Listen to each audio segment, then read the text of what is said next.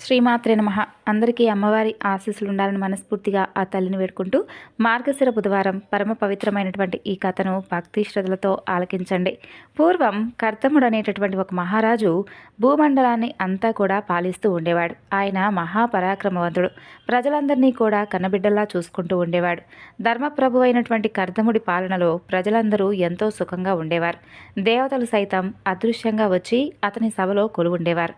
అలా ఒకనాడు తపస్సంపన్నుడైనటువంటి భృగు మహర్షి అతని సభకు వస్తాడు. కర్దముడు వెంటనే సింహాసనం దిగి మహర్షిని సాదరంగా ఆహ్వానిస్తాడు. అతిథి సత్కారాలు పూర్తయిన తర్వాత ఆయన దగ్గరకు చేరి, మహాత్మా, తమరు త్రికాల వేదులు కదా, నాకు ఎప్పటి నుండో ఒక విషయం తెలుసుకోవాలనుంది. నేను పూర్వజన్మలో ఎవరిని, అసలు ఎక్కడ పుట్టాను, ఏ పుణ్యఫలం వలన ఈ జన్మలో మహారాజునయ్యాను, నా అంత వైభవాన్ని, కీర్తి ప్రతిష్టలను ఇంతకుముందు నా రాజ్యాన్ని పరిపాలించినటువంటి పూర్వీకులు ఎవరూ కూడా పొందలేదు. కుబేరుణ్ణి మించినటువంటి సంపదలతో అలరాడుతున్నాను. దేవతలు సైతం నా పరిపాలన మెచ్చుకుంటున్నారు. సృష్టిలో ఉన్నటువంటి అన్ని గొప్ప వస్తువులు నా దగ్గరున్నాయి. స్వామి, దయచేసి నా యొక్క పూర్వజన్మ వృత్తాంతాన్ని తెలియజేయండి. అది తెలిస్తే ఈ జన్మలో కూడా అలాంటి పుణ్యకార్యాలనే చేసి తరిస్తాను అని అడుగుతాడు. అప్పుడు భృగు మహర్షి చిన్నగా నవ్వి, కర్దమా, పూర్వజన్మలో నీవు ఒక దరిద్రుడవి, చాలా బలహీనమైనటువంటి శరీరంతో జన్మించావు. నీ కుటుంబ పోషణ కోసం ఎన్నో రకాల పనులు చేసేవాడివి.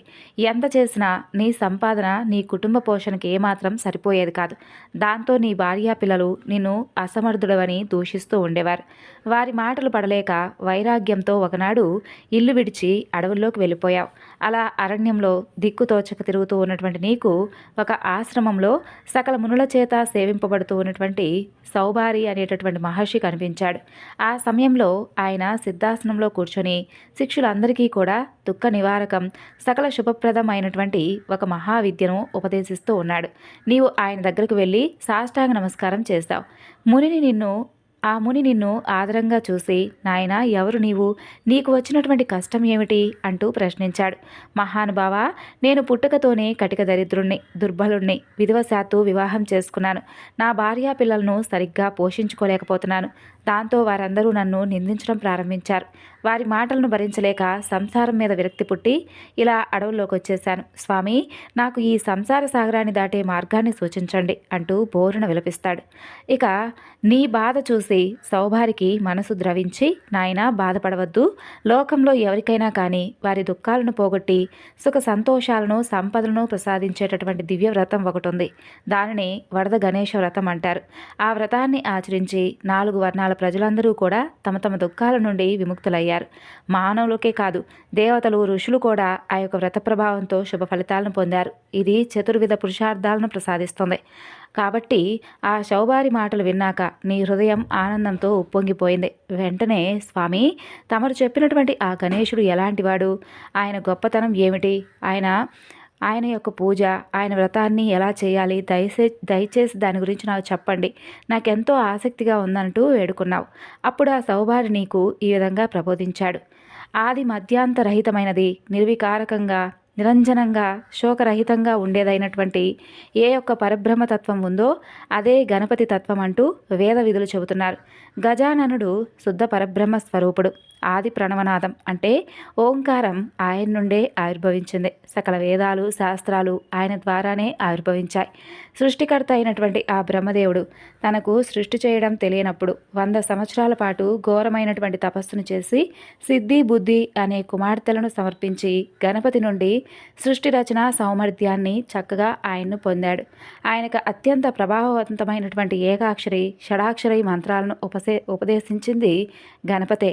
ఇక బ్రహ్మలాగే విష్ణువు, శివుడు, ఇంద్రాది సకల దేవతలు గణపతి మంత్రాన్ని జపించి ఆరాధించి వారి వారి అభీష్టాలను కూడా నెరవేర్చుకున్నారు. కాబట్టి నీవు కూడా విశ్వరూపుడైనటువంటి ఆ గణపతిని ఉపాసించి నీ దుఃఖాల నుండి విముక్తి పొందు. నాయనా, మహిమాన్వితమైనటువంటి ఈ యొక్క వరద గణేశ వ్రతాన్ని శ్రావణ శుద్ధ చవితి రోజు ప్రారంభించి భాద్రపద శుద్ధ చవితి దాకా చేయాలి. ఈ నెల రోజులు ప్రతిరోజు కూడా మట్టితో ఒక పార్థివ గణపతిని తయారు చేసి విధి విధానంగా ప్రతిష్ఠించి షోడశోపచారాలతో అర్చించాలి. కాబట్టి ఆ యొక్క వ్రత విధానం అంతా కూడా ఆ మహర్షి చెప్పగా నీవు ఎంతో శ్రద్ధగా విని తర్వాత ఆయన ఆశ్రమంలోనే వరద గణేశ వ్రతాన్ని ప్రారంభించావు. వ్రతం పూర్తయ్యేసరికి అక్కడ నీ భార్యా పిల్లలున్న చోట గణేశుడి అనుగ్రహంతో దివ్యమైనటువంటి భవనం ఏర్పడింది. దాసదాసీ జనం పరివారం అందరూ కూడా ఆ భవనానికి వచ్చి చేరారు. అలాగే నీ భార్యా పిల్లల ఆనందానికి అవధులు లేకుండా పోయాయి. నీవు సౌభారి దగ్గర వీడ్కోలు తీసుకొని ఎంతో సంతోషంగా నీ గృహానికి వచ్చావు. నూతన వస్త్రాభరణాలతో మెరిసిపోతున్నటువంటి నీ భార్యా పిల్లలు నిన్ను ఘనంగా స్వాగతించారు. ఇదంతా చూసి నీవు ఎంతో ఆశ్చర్యపోయావు. గణపతి యొక్క అనుగ్రహాన్ని తలుచుకొని స్వామికి శతకోటి నమస్కారాలను సమర్పించావు. చూడు కర్దమా, ఆ విధంగా పూర్వజన్మలో నీవు వరద గణపతి వ్రతాన్ని ఆచరించినటువంటి కారణంగా ఈ జన్మలో గొప్ప రాజుగా జన్మించావు. ఘనమైనటువంటి కీర్తి ప్రతిష్టలను కూడా సంపాదించావంటూ భృగు మహర్షి కర్దముడికి అతని యొక్క పూర్వజన్మ వృత్తాంతాన్ని తెలియజేశాడు. కుమారా, ఆ విధంగా కర్దముడు భృగువు ద్వారా తన యొక్క ఉన్నతికి కారణమైనటువంటి విషయాన్ని తెలుసుకొని ప్రస్తుత జన్మలో కూడా ఎంతో భక్తి శ్రద్ధలతో తిరిగి గణేశుణ్ణి భక్తి శ్రద్ధలతో పూజించడం ప్రారంభించాడు. ఆ తరువాత వరద గణేశ వ్రతాన్ని కూడా ఆచరించాడు. ఆ తరువాత ఆ వ్రత ప్రభావంతో జ్ఞాన వైరాగ్యాలు అతనికి ప్రాప్తించాయి. దాంతో రాజ్యాన్ని కుమారులకు అప్పగించి నిత్యము కూడా గణపతిని జీవితాంతం ఆరాధిస్తూ చివరికి గణపతి లోకాన్ని చేరుకున్నాడు అంటూ పరమేశ్వరుడు సుబ్రహ్మణ్యుడికి ఇంకా ఈ విధంగా చెబుతున్నాడు. షణ్ముఖ, ఈ వ్రతం అనన్య సామాన్యమైనది. దీంతో సమానమైనటువంటి వ్రతం మరొకటి లేదు. పూర్వం ఎంతోమంది దేవతలు, గంధర్వులు, యక్షులు, మానవులు ఈ వ్రతాన్ని ఆచరించారు. సుప్రసిద్ధులైనటువంటి నలుడు, చంద్రాంగదుడు, ఇందుమది లాంటివంటి వారు కూడా ఈ యొక్క దివ్య వ్రతాన్ని చేసుకొని వారి వారి ఇష్టార్థాలని పొందారు అంటూ పరమేశ్వరుడు సుబ్రహ్మణ్యుడికి వరద గణేశుని యొక్క వ్రత వైభవం, వ్రతకథ గురించి ఈ విధంగా చెప్పాడు. ఈ విధంగా వరద గణపతి యొక్క వ్రతమహిమ తన కుమార్తెకు వివరించి, అమ్మా పార్వతి, నీవు కూడా ఈ వ్రతాన్ని ఆచరించు, నీ భర్తను తిరిగి చేరుకో అంటాడు హేమవంతుడు. అలాగే పార్వతీదేవి కూడా, తండ్రి తమరు చెప్పిన విధంగా తప్పక చేస్తాను. అయితే ఈ వ్రతాన్ని ఆచరించి శుభ ఫలితాన్ని పొందినటువంటి నలుడు, చంద్రాంగదుడు, ఇందుమతుల యొక్క వృత్తాంతాలు కూడా నాకు తెలుసుకోవాలనుంది. మీరు తప్ప ఇంత గొప్ప విషయాలు నాకు మరెవరు చెబుతారు చెప్పండి? ఇవన్నీ వినడానికి ఇదే తగినటువంటి సమయం, దయచేసి చెప్పండి అంటూ కోరుకుంటుంది. కూతురు ఇష్టాన్ని గుర్తించినటువంటి హిమవంతుడు గణేశుని యొక్క మహిమలను వివరించేటటువంటి ఆ యొక్క ముగ్గురి వృత్తాంతాలను ఈ విధంగా చెప్పడం ప్రారంభించాడు. పూర్వం భూలోకంలో నిషధ దేశాన్ని నలుడు అనేటటువంటి మహారాజు పరిపాలిస్తూ ఉండేవాడు. గొప్ప తపస్సంపన్నుడు, మహాదాత అయినటువంటి ఆ మహారాజు సకల శుభలక్షణాలతో సిరి సంపదలతో తూలతూగుతూ ఉండేవాడు. మహాపరాక్రమవంతుడైనటువంటి నలుడిని చూసి శత్రురాజులు ఎంతో బాధపడుతూ భయపడుతూ ఉండేవారు. నలమహారాజు భార్య దమయంతి మహా సౌందర్యవతి, సుగుణవతి. ఆయన కొలువులో పద్మహస్తుడు అనేటటువంటి తెలివైన మంత్రి ఉండేవాడు. అతను బుద్ధికి బృహస్పతిగా, నీతిలో అంగీరసుల్లా గొప్పవాడిగా ప్రసిద్ధి పొందాడు. ఒకనాడు నలమహారాజు తమ మంత్రి పరివారంతో సహా సభలో కొలువు తీరి రాజనర్తకి చేసేటటువంటి నృత్యాన్ని ఆనందంగా తిలకిస్తూ ఉంటాడు. ఆ సమయంలో తపస్సంపన్నుడైనటువంటి గౌతమ మహర్షి అక్కడకు వస్తాడు. నలుడు వెంటనే నృత్యాన్ని ఆపించి సింహాసనం దిగి మహర్షికి స్వాగత సత్కారాలు జరుపుతాడు. ఆయన ఒక ఆసనం మీద కూర్చోబెట్టి ఎంతో వినయంగా, మహాత్మా, తమరి రాకతో మా రాజ్యం పావనమైంది. తమరి రాకకు కారణం తెలుసుకోవచ్చా అని అడుగుతాడు. నలమహారాజా, నీ వైభవాన్ని భూలోకంలోనే కాదు, స్వర్గంలో ఉన్నటువంటి దేవతలు, త్రిమూర్తులు కూడా ప్రశంసించడంతో నీ ఐశ్వర్యాన్ని, వైభవాన్ని చూడాలని వచ్చాను. మానవ లోకాన్ని పాలిస్తూ కూడా దేవతలతో ప్రశంసింపబడ్డావంటే నీ గొప్పతనం ఎంతటితో నాకు ఇప్పుడు తెలిసింది. నీ వినయం, సౌశీల్యం నాకెంతో ఆనందాన్ని కలిగించాయి. ఇక నాకు సెలవిప్పించు, నా ఆశ్రమానికి వెళ్ళిపోతాను అంటాడు గౌతముడు. అప్పుడు నలుడు ఆయనకు నమస్కరించి, మహర్షి, తమరు వేదాంగాలు తెలిసినవారు, మహా తపస్సంపన్నుడు. ఒక్క క్షణం కూర్చొని నాకెప్పటి నుండో ఒక సందేహం ఉంది. అదేమిటంటే, ఈనాడు నాకున్నటువంటి పేరు ప్రఖ్యాతులు, అంతులేనటువంటి ఐశ్వర్యం చూస్తుంటే నాకు ఆశ్చర్యంగా ఉంది. పూర్వజన్మలో నేను ఏ పుణ్యం చేస్తే ఈ స్థితి కలిగింది? పూర్వజన్మలో నేనెవరిని? దయచేసి నాకు చెప్పండి అని తన గురించి అడుగుతాడు. అప్పుడు గౌతముడు ఈ విధంగా చెబుతాడు. నలమహారాజా, పూర్వజన్మలో గౌడ దేశానికి అవతలున్నటువంటి పిప్పల అనే నగరంలో దరిద్రుడైనటువంటి ఒక క్షత్రియ కుటుంబంలో నీవు జన్మించావు. నీ సంపాదనతో కుటుంబాన్ని కూడా సరిగ్గా పోషించుకోలేనటువంటి హీనస్థితిలో ఉన్నావు. అప్పుడు నిన్ను నీ భార్యా పిల్లలు నిందించడం ప్రారంభించారు. ప్రతిరోజు కూడా వారు చేసేటటువంటి నిందా వాక్యాలను వినలేక ఇల్లు విడిచిపెట్టి అడవికి వెళ్ళిపోయావు. అడవిలో తిరుగుతూ ఒకనాడు ఎంతో పవిత్రంగా చక్కని లతలతో పుష్ప ఫలవృక్షాలతో నిండినటువంటి కౌశికుని యొక్క ఆశ్రమాన్ని చూశావు. ఆ ఆశ్రమంలోకి ప్రవేశించినటువంటి నిన్ను చూసి దయామయుడైనటువంటి ఆ మహర్షి, నాయనా ఇలారా, నీకొచ్చినటువంటి కష్టమేమిటి, ఎందుకిలా దీనంగా ఉన్నావు, అసలు నువ్వెవరు అంటూ ప్రేమగా అడిగాడు. ఋషి ప్రేమకు చలించిపోయినటువంటి నీవు ఆయన పాదాల మీద పడిపోయి బోరున విలపిస్తూ నీ యొక్క వృత్తాంతాన్ని అంతా కూడా చెప్పావు. అప్పుడు ఆయన నిన్ను ఓదార్చి భక్తిముక్తిదాయకమైనటువంటి గణపతి వ్రతాన్ని నీకు ఉపదేశించి 1 మాసం రోజులు క్రమం తప్పకుండా దీనిని ఆచరించు అంటూ ఆ యొక్క వ్రతం చేసేటటువంటి విధానాన్ని నీకు వివరంగా చెప్పాడు. కౌశికుడి ద్వారా గణేశుడి గొప్పతనాన్ని, వ్రత విధానాన్ని సంపూర్ణంగా తెలుసుకున్నటువంటి నీవు ఆయనకు నమస్కరించి వెంటనే తిరిగి వచ్చేశావు. మహర్షి చెప్పిన విధంగా నువ్వు చక్కగా గణపతిని భక్తి శ్రద్ధలతో స్వామివారి వ్రతాన్ని ఆచరించావు. తరువాత నీ జీవితం మారిపోయింది. గణపతి అనుగ్రహంతో సకల సంపదలు నిన్ను వరించాయి. మహా ఐశ్వర్యవంతుడైనటువంటి నీవు ఎంతోమందికి అన్నదానాలు చేశావు, పండితులను సత్కరించావు, పేదవాళ్లకు వస్త్రాలను పంచావు. నీవు ఉన్నటువంటి ప్రాంతంలో ఎంతో విశాలంగా ఒక గణపతి ఆలయాన్ని కూడా నిర్మించావు. నిత్యం ఆయన్నే పూజిస్తూ జీవితాంతం కాలం గడిపావు. కాలం తీరాక నీవు పూర్వజన్మలో చేసినటువంటి పుణ్యం ఫలితంగా ఈ జన్మలో నిషధరాజు నలుడిగా జన్మించి అఖండమైనటువంటి కీర్తి ప్రతిష్టలను సంపాదించావు. ఇది మహారాజా నీవు అడిగినటువంటి నీ యొక్క పూర్వజన్మ చరిత్ర అని చెప్పాడు గౌతముడు. అమ్మా పార్వతి, ఈ విధంగా నలమహారాజు గౌతముడి ద్వారా పూర్వ వృత్తాంతాన్ని విని ఎంతో భక్తి శ్రద్ధలతో పూర్వజన్మలో తాను ఆచరించినటువంటి గణేశ వ్రతాన్ని తిరిగి మరలా ఈ జన్మలో కూడా ఆచరిస్తూ గణేశుణ్ణి భక్తి శ్రద్ధలతో పూజించాడు. ఈ వ్రత ప్రభావం అంతా ఇంత అని చెప్పడం ఎవరికీ సాధ్యం కాదు. అలాగే గణపతిని భక్తి శ్రద్ధలతో ఆచరించడం వలన కలిగేటటువంటి పుణ్యం కూడా ఇంత అని చెప్పడం సాధ్యం కాదు. నలుడితో పాటు చంద్రాంగదుడు అనేవాడు కూడా వరద గణపతి యొక్క వ్రతం చేసి కృతార్థుడయ్యానని చెప్పాను కదా, అతని చరిత్ర కూడా చెబుతాను విను. పూర్వం మాలవ దేశంలో కర్ణన నగరం అనేటటువంటి ఒక పట్టణం ఉండేది. సకల సద్గుణవంతుడు, మహావీరుడు, యజ్ఞ యాగాది కర్మలను నిత్యం అనుష్ఠించేటటువంటి ధార్మికుడు చంద్రాంగదుడు అనేవాడు ఆ పట్టణాన్ని పరిపాలిస్తుండేవాడు. ఆ మహారాజు కొలువుండేటటువంటి భవనం ఇంద్రుడి సభల దగదగ చక్కగా చూసేందుకు వెలిగిపోతూ ఉండేది. ఆయన భార్య పేరు ఇందుమతి. పేరుకు తగిన విధంగా చంద్రబింబం లాంటి ముఖంతో చూడడానికి ఎంతో అందంగా ఉండేది.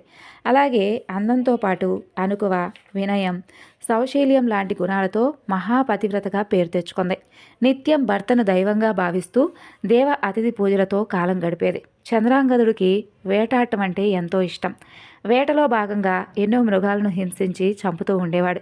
అతని మంత్రులందరూ కూడా, మహారాజా, అకారణంగా మూగ జీవాలను కూడా మీరు వేటాడి చంపుతున్నారు, ఇది మీకు తగదు అంటూ హితబోధ చేశారు. అయితే వారి మాటలేవి కూడా అతను తలకెక్కించుకోలేదు. అలా ఒకనాడు కొంత పరివారాన్ని వెంటబెట్టుకొని నల్లని వస్త్రాలను, నల్లటి తలపాగును, ధనుర్బాణాలను ధరించి అడవికి వెళ్ళాడు. అక్కడ మృగాలను వేటాడుతూ ఉండగా ఒక ప్రాంతంలో భయంకరమైనటువంటి ఆకారంతో కొందరు రాక్షసులు కనిపించారు. పర్వతాల్లాంటి వాళ్ళను చూడగానే ఆ రాజు పరివారం అంతా కూడా ప్రాణాలు అరచేతిలో పెట్టుకొని నలుదిక్కులకు పరుగులు తీశారు. ఆ యొక్క రాక్షస పరివారంలో ఒక ఆడరాక్షసు కూడా ఉంది. పరివారం లేక ఒంటరిగా నిలబడినటువంటి చంద్రాంగదుణ్ణి ఆ యొక్క రాక్షసి మోహించింది. దగ్గరగా వెళ్ళి కౌగిలించుకోబోయింది. అంతే, ఒక్కసారిగా తన గుర్రాన్ని ముందుకు దూకించి పరుగు తీశాడు చిత్రాంగదుడు. ఆ ఆడరాక్షసి అతని వెనుకే పరుగెడుతూ వెంబడిస్తూ ఉంది. ఆ రాక్షసిని తప్పించుకోవాలని వేగంగా వెళుతున్నటువంటి ఆ మహారాజు చూసుకోకుండా దారిలో ఉన్నటువంటి ఒక మహా సరోవరంలో పడి మునిగిపోయాడు. లోపలికి జారిపోతున్నటువంటి చంద్రాంగదుడిని కొందరు నాగకన్యలు పట్టుకుని తమతో పాటే పాతాళ లోకానికి తీసుకువెళ్లారు. అక్కడ అతనికి ఎన్నో సపర్యలు చేసి పూర్తిగా కోలుకున్నాక, రాజా నీవెవరు, ఎక్కడి నుండి వచ్చావు, నీ తండ్రి ఎవరు అంటూ ప్రశ్నించారు. ఓ నాగకన్యలారా, నా పేరు చంద్రాంగదుడు. నేను హేమాంగద మహారాజు పుత్రుణ్ణి. మానవ దేశాల్లో కర్ణాన్ అనేటువంటి నగరానికి నేను ప్రభువునంటూ జరిగినటువంటి వృత్తాంతానంతా వారికి వివరిస్తాడు. అదంతా విన్నటువంటి నాగకన్యలు చిరునవ్వుతో, రాజా నీ యొక్క సుందర రూపం మాకెంతో నచ్చింది. మమ్మల్ని వివాహం చేసుకొని ఇక్కడే ఉండిపో. నీకు సకల సుఖభోగాలను అందేలా చేస్తాం. మాలాంటి అందమైనటువంటి సుందరీమణులు దొరకడం నీ అదృష్టం అంటారు. ఆ మాట విని చంద్రాంగదుడు ఆశ్చర్యపోతాడు. వారికి నమస్కరించి, అమ్మా, నేను ఏకపత్ని వ్రతుణ్ణి. మీరందరూ కూడా నాకు సోదరీమణులతో సమానం. ఈ విధంగా నన్ను మీరు భావించడం మహాపాపం. మా వంశంలో అందరం కూడా వంశధర్మం ప్రకారం తపోయజ్ఞాలు వ్రతాలు నిర్వహిస్తూ ముఖ్యంగా ఏకపత్ని వ్రతాన్ని తరతరాలుగా ఆచరిస్తూ వస్తున్నాం. దయచేసి మీ కోరిక వెనక్కి తీసుకోండి అంటూ వినయంగా అడుగుతాడు. అలా చంద్రాంగదుడి యొక్క తిరస్కారం నాగకన్యలకు కోపం తెప్పిస్తుంది. వారు నిర్దాక్షిణ్యంగా, రాజా, మమ్మల్ని తిరస్కరించినటువంటి నీకు నీ భార్యతో వియోగం సంభవించుగాక అంటూ శపించి అక్కడే ఒక కారాగారంలో అతన్ని బందీగా పడేశారు. అక్కడ చంద్రాంగదుడిని తరుముతూ వచ్చినటువంటి ఆడరాక్షసి అతను సరోవరంలో పడిపోవడం చూస్తుంది. వెంటనే లోపలికి దూకి అందులో ఉన్నటువంటి నీళ్ళన్నింటినీ కూడా తాగేస్తుంది. లోపల ఉన్నటువంటి జలచరాలన్నింటినీ కూడా తినేసి చంద్రాంగదుడి కోసం అంతా వెతుకుతుంది. అయితే అతను ఎక్కడా కూడా కనిపించలేదు. మరోపక్క చంద్రాంగదుడు వదిలిపారిపోయినటువంటి పరివారం రాక్షసుల భయంతో వెనక్కి రాకుండా సరాసరి రాజధానికి వెళ్ళిపోతారు. జరిగినటువంటి విషయమంతా కూడా మహారాణి అయినటువంటి ఇందుమతీదేవికి వివరించి చంద్రాంగదుడు రాక్షసుల చేతిలో మరణించాడని చెబుతారు. ఆ విషయం తెలుసుకున్నటువంటి ఇందుమతి ఒక్కసారిగా మూర్ఛపోతుంది. కొద్దిసేపటికి తేరుకొని చంద్రాంగదుడు ఏమైపోయాడో అంటూ తలుచుకొని దారుణంగా విలపిస్తూ ఉంటుంది. నాదా, నీవు లేకుండా నేను ఎలా జీవించను? ఈ రాజ్యానికి ప్రజలకు ఎవరు దిక్కు? భార్యకు భర్తే కదా దైవం. నీవు లేనటువంటి నా ఈ జీవితం శూన్యం అంటూ విలవిలా ఏడుస్తూ ఉంటుంది. ఏం చేయాలో అర్థం కాక దీనమైనటువంటి పరిస్థితిలో చిక్కుకుంటుంది ఇందుమతి. అప్పుడు చుట్టుపక్కల ఉన్నటువంటి పరివారం ఆమెను ఓదారుస్తూ, అమ్మా ఇందుమతీదేవి, నీవిలా దుఃఖిస్తూ కూర్చుంటే పసివాడైనటువంటి నీ బిడ్డ తల్లడిల్లిపోతాడమ్మా. కాస్త ధైర్యం తెచ్చుకో. దుఃఖాన్ని కాస్త దిగమింగుకొని జరగవలసినటువంటి కార్యక్రమం చూడు. ఇప్పుడు ఈ రాజ్యానికి నాయకురాలివి నీవే. ఎలాంటి వాళ్ళైనా మరణించక తప్పదు. అది అనివార్యం. పుట్టినటువంటి ప్రతి జీవికి జనన మరణాలు తప్పవు. అది సృష్టి ధర్మం. అశాశ్వతమైనటువంటి విషయాల కోసం దుఃఖించడం తగదు. నీ భర్త చంద్రాంగదుడు గొప్ప ధర్మాత్ముడు. ఆయన ఉత్తమ లోకాలకు చేరే ఉంటాడు అని చెబుతారు. అందరి మాటలు విన్న తర్వాత ఇందుమతీదేవి కొంచెం ధైర్యం తెచ్చుకుంటుంది. గుండె దిటవు చేసుకుని తన భర్తకు ఉత్తర క్రియలు చేయిస్తుంది. తన యొక్క సౌభాగ్య చిహ్నాలను తీసేసి నిత్యం పోయిన భర్తనే తలుచుకుంటూ కాలం గడుపుతూ ఉంటుంది. ఆమె ప్రతినిధులుగా చంద్రాంగదుడి మంత్రులే రాతి భారాన్ని మోస్తూ ఉంటారు. అలా 12 సంవత్సరాలు గడిచిపోతాయి. ఒకనాడు త్రిలోక సంచారి నారద మహర్షి అనుకోకుండా ఆ రాజ్యానికి వస్తాడు. ఇందుమతీదేవికి ఈ విషయం తెలిసి నారదుల వారిని రాజభవనంలోకి ఆహ్వానిస్తుంది. ఆయనకు అతిథి సేవలు చేశాక తాను భర్తను కోల్పోయి పడుతున్నటువంటి వేదనంతా కూడా మహర్షుల వారికి వివరిస్తుంది. అదంతా విన్నటువంటి నారదుల వారు తన యొక్క దివ్య దృష్టితో జరిగిందంతా తెలుసుకుంటాడు. అమ్మా ఇందుమతి, నీవేమీ బాధపడనవసరం లేదు. నీ భర్త ఒక రహస్యమైనటువంటి ప్రదేశంలో జీవించే ఉన్నాడు. ఇక నుండి నీవు సౌభాగ్య చిహ్నములైనటువంటి మంగళసూత్రాన్ని, బంగారు ఆభరణాలను ధరించు. నీవు దీర్ఘ సుమంగళివి అంటూ ఆశీర్వదిస్తాడు. ఇక నారదుల వారి మాటలతో ఆమెకు పోయినటువంటి ప్రాణం తిరిగి వచ్చినట్లుగా అవుతుంది. వెంటనే పరిచారకులను పిలిపించి తాను వదిలేసినటువంటి మంగళసూత్రం అలాగే తదితర ఆభరణాలన్నింటినీ కూడా తెప్పించి ఆనందంగా ధరిస్తుంది. ఆ ఆనందంలో ఆస్థాన పండితులకు, పురోహితులకు దానాలు కూడా చేస్తుంది. అదంతా కూడా అక్కడే ఉన్నటువంటి నారదుల మహర్షుల వారు ఆనందంగా చూస్తూ కూర్చుంటాడు. ఇందుమతి నారదుల వారికి నమస్కరించి, మహాత్మా, నా భర్త జీవించాడన్నటువంటి వార్త చెప్పి నా ప్రాణం నిలబెట్టారు. నా భర్త ఇప్పుడు ఎక్కడున్నాడు, ఎలా ఉన్నాడు, ఎప్పుడు నేను ఆయన కలుసుకుంటాం, అందుకు నేనేం చేయాలి? దయచేసి ఆ విషయాలను చెప్పి తరింప చేయండి. నా భర్త తిరిగి రావడానికి ఉపయోగపడేటటువంటి వ్రతం ఏమైనా ఉంటే చెప్పండి. ఎంత కష్టమైనా సరే ఆచరిస్తానంటూ దీనంగా ప్రార్థిస్తుంది. అమ్మా ఇందుమతి, నీ కోరిక నెరవేరడానికి ఒక దివ్య వ్రతాన్ని ఉపదేశిస్తాను. దానిని శ్రద్ధగా అనుష్ఠిస్తే నీ భర్త తప్పకుండా తిరిగి నీ వద్దకు వస్తాడు. నేను చెప్పే వ్రతం పేరు గణేష వ్రతం. ఆ వ్రతాన్ని ఏ విధంగా చెప్పాలో కూడా చెబుతాను, విను అంటూ ఆ యొక్క వ్రత విధానం అంతా కూడా వివరిస్తారు నారదుల వారు. ఈ విధంగా స్వామివారి వ్రతాన్ని 1 మాసం పాటు చేయాలి.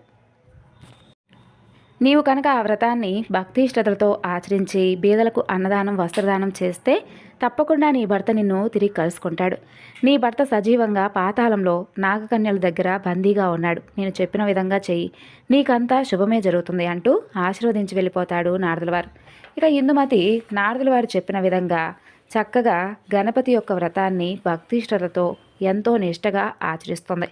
ఈ విధంగా ఇందుమతి చేసినటువంటి వ్రతానికి గణపతి ఎంతో సంతృప్తి చెందుతాడు. ఆ ఫలితంగా అక్కడ పాతాళంలో ఉన్నటువంటి నాగకన్యల మనసు మారిపోతుంది. చంద్రాంగదుడి యొక్క ఏకపత్ని వ్రత దీక్షను మెచ్చుకొని అతన్ని విడిపించి ఘనంగా నూతన వస్త్రాలతో ఆభరణాలతో సత్కరిస్తారు. తమ తప్పును మన్నించమంటూ ప్రార్థించి మనోవేగంతో వెళ్ళేటటువంటి ఒక గుర్రాన్నిచ్చి పంపిస్తారు. ఆ గుర్రాన్ని ఎక్కినటువంటి చంద్రాంగదుడు పాతాళం నుండి బయలుదేరి సరోవరం ద్వారా బయటికి తిరిగి వస్తాడు. ఒక్కసారిగా భూలోకాన్ని చూసేసరికి ఎంతో సంతోషం కలుగుతుంది. తన గుర్రాన్ని అక్కడే ఉన్నటువంటి ఒక చెట్టుకు కట్టేసి ఆ చెట్టు నీడలో సేద తీరుతాడు. ఆ దారిలో వెళుతున్నటువంటి కొందరు చెట్టు కింద ఉన్నటువంటి రాజును గుర్తుపట్టి దగ్గరకు వస్తారు. తమ రాజు బ్రతికే ఉన్నందుకు ఆనందిస్తారు. అంతలో కొంతమంది రాజధానికి పరిగెత్తుకుంటూ వెళ్ళి చంద్రాంగదుల వారు బ్రతికే ఉన్నారు అంటూ వార్తను భటులకు తెలియజేస్తారు. ఆ వార్త విన్నటువంటి రాజభటులు దాన్ని వెంటనే ఇందుమతీ దేవికి చేరవేస్తారు. ఆ వార్త విని ఆ రాణి ఒక్కసారిగా ఉద్వేగానికి గురవుతుంది. వెంటనే బంధుమిత్ర పురోహితులను తన కుమారుణ్ణి వెంటబెట్టుకొని సకల జనపరివార సమేతంగా చంద్రాంగదుడు ఉన్నటువంటి సరోవర తీరానికి వస్తుంది.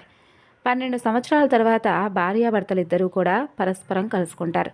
ఇందుమతి సకల రాజలాంఛనాలతో భర్తకు స్వాగతం పలుకుతుంది. సువాసిని స్త్రీలు ఆ రాజుకు మంగళహారతులిస్తారు. పురజనులతో వారి మీద పుష్పవర్షాన్ని కురిపిస్తారు. చంద్రాంగదుడు ఎంతో ప్రేమగా రాణిని తన కుమారుణ్ణి దగ్గరకు తీసుకుంటాడు. అలా అందరూ కలిసి రాజధానికి బయలుదేరతారు. చంద్రాంగదుడు యొక్క పునరాగమన సందర్భంగా నగరమంతా కూడా విందు వినోదాలు ఏర్పాటు చేయబడతాయి. ప్రజలందరూ కూడా చంద్రాంగదుడు యొక్క ధర్మనిరతని గుర్తు చేసుకొని ఆ రాజదంపతులు ఇద్దరూ కూడా కలుసుకున్నందుకు ఎంతో ఆనందిస్తారు. ఇక చంద్రాంగదుడు భార్య ద్వారా తన యొక్క బంధన విముక్తికి కారణం గణేశుని యొక్క వ్రతమేనని చెప్పి తెలుసుకుంటాడు. కొద్ది రోజుల తర్వాత ఆయన కూడా స్వామివారి వ్రతాన్ని అలాగే గణపతిని భక్తిష్టతలతో పూజించడం ప్రారంభిస్తాడు. అమ్మా పార్వతి, ఇది నలమహారాజు చిత్రాంగదుల యొక్క వృత్తాంతం విన్నావు కదా. ఇందులో అంటే ఈ యొక్క వ్రతం చేసిన వారికి ఏ విధమైనటువంటి శుభ ఫలితాలను పొందారో తెలుసుకున్నావు కదా. కాబట్టి ఈ వ్రతం ఎంతో మహిమాన్వితమైనది. ఈ వ్రతాన్ని ఆచరించని చెబుతాడు హేమవంతుడు. ఆ విధంగా తండ్రి చెప్పిన ప్రకారం పార్వతీదేవి కూడా గణేశుని యొక్క మంత్రాన్ని జపిస్తూ వ్రతాన్ని కొనసాగించింది. పార్వతీదేవి చేసినటువంటి వ్రత ఫలితంగా అక్కడ పరమేశ్వరుడు మనసు మారుతుంది. ఒక్కసారిగా ఆయనకు పార్వతీదేవి గుర్తుకొస్తుంది. వెంటనే ధ్యానంలో నుండి బయటకు వస్తాడు పరమేశ్వరుడు. నంది వాహనాన్ని ఎక్కి ఆమె ఉన్నటువంటి ప్రదేశాన్ని చేరుకుంటాడు. అది పార్వతి చేస్తున్నటువంటి వ్రతం సమాప్తమైనటువంటి రోజు. భర్తను చూడగానే పార్వతి హృదయం ద్రవించుకుపోతుంది. కన్నీటితో ఆయన పాదాలను కడుగుతుంది. పరమేశ్వరుడు కూడా ఆమె భక్తికి చలించిపోతాడు. పార్వతిని పైకి లేపి ఓదారుస్తాడు. గద్గదమైనటువంటి స్వరంతో, ప్రభు, ఎన్నాళ్ళైంది మిమ్మల్ని చూసి. నా తండ్రి చెప్పిన విధంగా నేను గణేశుని యొక్క దివ్య వ్రతాన్ని పూర్తి చేశాను. అలాగే గణేశుని యొక్క మంత్రాన్ని భక్తిష్టతలతో పఠిస్తూ వచ్చాను. తరువాత మీరు ఇక్కడికి వచ్చారు. నిజంగా ఇది ఎంతో మహిమాన్వితమైనటువంటి వ్రతం అని చెబుతుంది. అంతలో హేమవంతుడు కూడా అక్కడికి వచ్చి, శంకర, ఇదిగో నీ భార్యను జాగ్రత్తగా రక్షించి నీకు అప్పగిస్తున్నాను. ఇకపై ఈమె బాధ్యత నీదే అని చెప్పి పార్వతీదేవి యొక్క చేతిని పరమేశ్వరుడికి అందిస్తాడు. ఆ సుందర దృశ్యం చూసి దేవతలందరూ కూడా ఎంతో సంతోషిస్తారు. ఆకాశం నుండి పార్వతీ పరమేశ్వరులపై పుష్పవర్షాన్ని కురిపిస్తారు. ఆ విధంగా దంపతులిద్దరూ కూడా గణపతికి నమస్కరిస్తారు. తరువాత పార్వతీదేవిని వెంటబెట్టుకొని పరమేశ్వరుడు కైలాసానికి వెళ్ళగా దేవతలందరూ కూడా తిరిగి వారి వారి లోకాలకు వెళ్ళిపోతారు. కాబట్టి ఎవరైతే భక్తి శ్రద్ధతో గణపతిని ప్రతినిత్యము కూడా ఆరాధిస్తూ గణపతి యొక్క ఏకాక్షర అక్షరాక్షర మంత్రాలను గురువు ద్వారా ఉపదేశాన్ని పొంది ఎవరైతే స్వామివారిని ప్రతినిత్యము కూడా స్మరిస్తూ ఉంటారో వారందరి కోరికలను అలాగే వారికి ఉన్నటువంటి సంకటాలన్నింటినీ కూడా దూరం చేసేటటువంటి దైవం గణపతి. మనందరిపై కూడా గణపతి యొక్క అనుగ్రహం ఎప్పుడూ ఉండాలని మనస్ఫూర్తిగా ఆ స్వామిని వేడుకుంటూ ఈరోజు ఈ వివరణను ఇంతటితో ముగిస్తున్నాను. మరొక చక్కని వివరణతో మరలా కలుసుకుందాం. అంతవరకు నమస్కారం. సర్వం శ్రీ లలితార్పణమస్తు. స్వస్తి.